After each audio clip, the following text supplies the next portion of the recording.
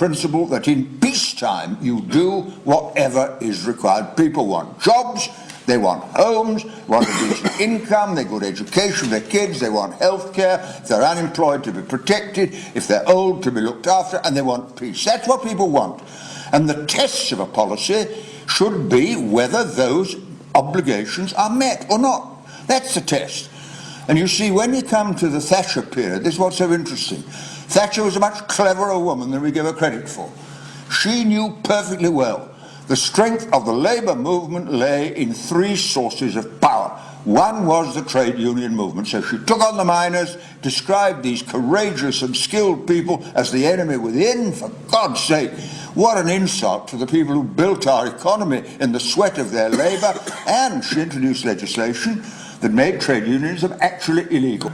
You can't be a proper trade unionist now because your rights are taken away. So what she said, and this is very clever, she said, well, you can buy a council house, so you'll be a property owner. You may not be able to get a wage increase, but you can borrow. And the borrowing was deliberately encouraged because people in debt are slaves to their employers. That's how the whole thing began.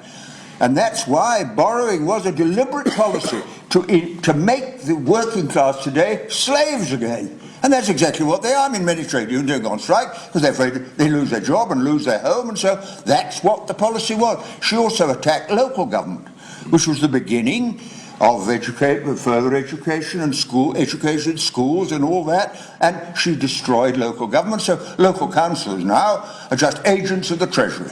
They can only spend money the Treasury give them on things the Treasury tells them they can spend it on. They're sub-agents of a sort of right-wing bank. And she attacked the public sector and privatised it.